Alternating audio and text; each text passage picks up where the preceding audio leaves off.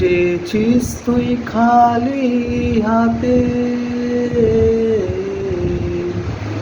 এসেছিস তুই খালি হাতে, যাবি খালি হাতে। বৃথারে তুই খুঁজে মরিস পরশ পাথর পথে, ওরে মন পাগল,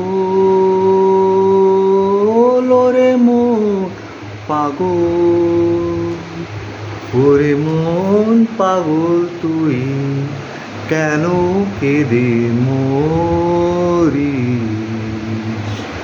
পরশ পাথর খুঁজতে গিয়ে বারবার হারিস, ওরে মন পাগল,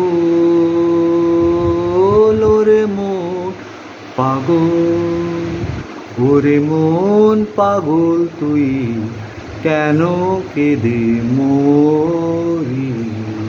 ও দাদা কি হলো কি হলো? আর বলো না বলো না বলো না। হ্যাঁ কি আর বলবো, আমি তো আমার বাড়িতেই থাকি। হ্যাঁ তুমি তো জানোই তো। হ্যাঁ হ্যাঁ, তাতে কি হয়েছে, কি অসুবিধা হয়েছে? আর বলো না বলো না বলো না। এই যে আমার সামনে, ও গড, কি জানি ওনার মনোভাবটা কি।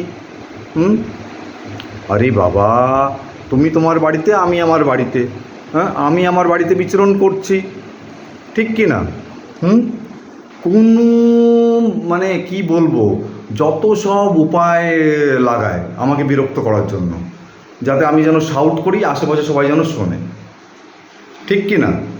হ্যাঁ, আরে বাবা, আমি আমার বাড়িতে আছি, আমার বাড়িতে খাচ্ছি, নিজেরটা খাচ্ছি, হ্যাঁ, নিজেরটা ব্যয় করছি, বাস।